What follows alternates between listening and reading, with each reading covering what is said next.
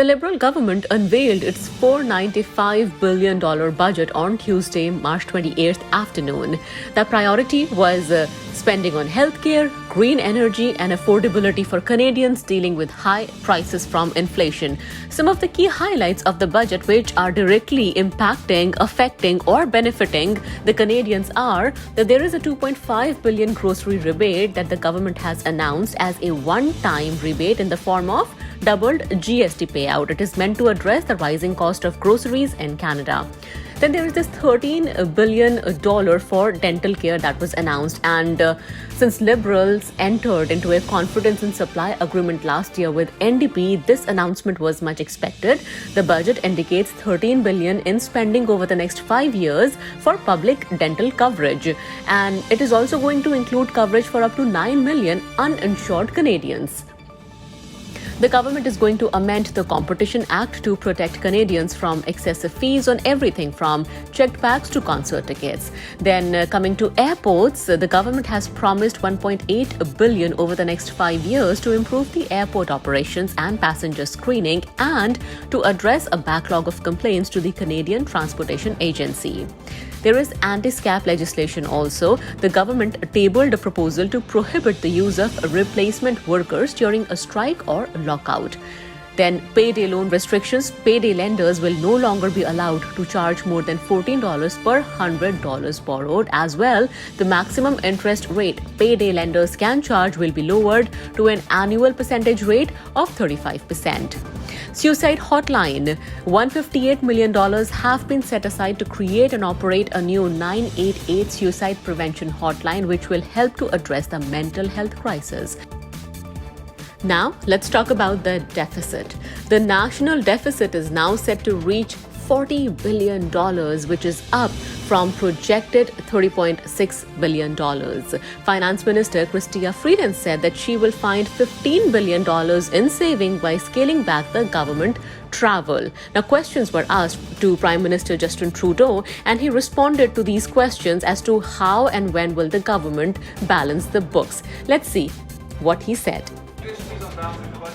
I think people need to understand that this is a time where Canadians need that extra support. We're seeing, even with inflation coming down, which is a good thing, which is a response to the measures that we've put forward, food prices, for example, are still too high. That's why we're bringing in significant supports for Canadians on buying groceries, but the 11 million Canadians who need it the most. These are the kinds of things we move forward to help with affordability. We also know that health care and dental care remain top of mind for Canadians. That's why we're delivering that.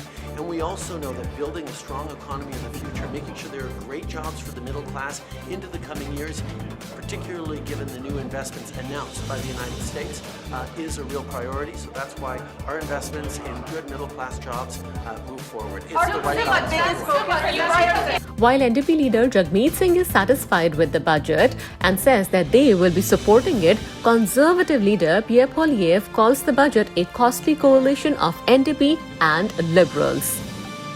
Today's budget by the costly coalition of the NDP and Liberals is a full frontal attack on the paychecks of hardworking Canadians. It equals $4,200 per family in new government spending. That's more inflation, more taxes, and more costs for everyday people. Speaking with ethnic media prior to the budget, Poilievre raised the following concerns.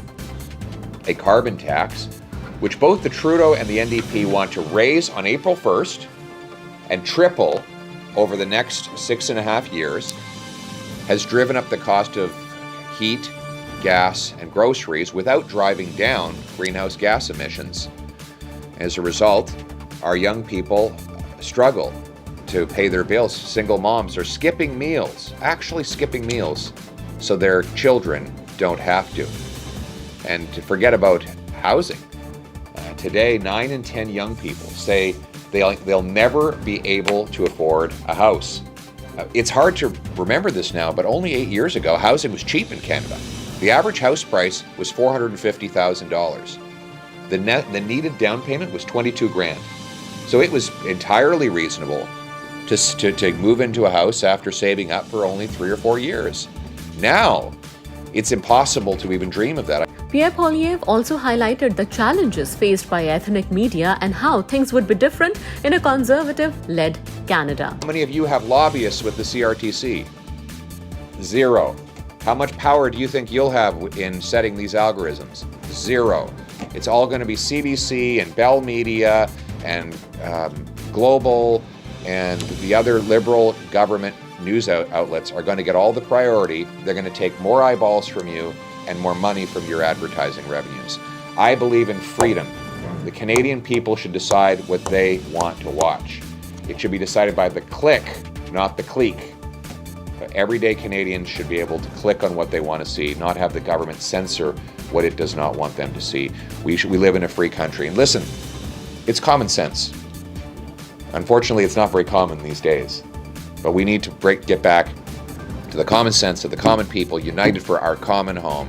Your home, my home, our home, Canada. Let's bring it home. Conservative leader Pierre Poilievre shared the details on the parole reform bill which was introduced by MP Pierre-Paul Huss. Pierre Poilievre says that they are calling for jail, not bail, for repeat offenders. This crime wave is the direct result of Justin Trudeau and the NDP allowing repeat violent offenders onto the street again. They have flooded our streets with repeat dangerous offenders and drugs, and the results are plain to all eyes. It doesn't make sense. It's time to bring some common sense back to our justice system, and that's what Conservatives are doing. We've already proposed an end to the catch and release bail system. And today we propose an end to the catch and release parole system. We're going to bring jail, not bail, for repeat violent offenders. We're going to ban, rather than handing out, dangerous drugs. We're going to get people into rehabilitation and treatment, and we're going to get the corrupt big pharma companies to pay for it by launching a $45 billion lawsuit against those that kicked off the opioid crisis by flooding our healthcare system with these addictive drugs. It's just common sense. It's time to bring home common sense, bring home safe streets, and that's exactly what I will do as Prime Minister. Thank you very much.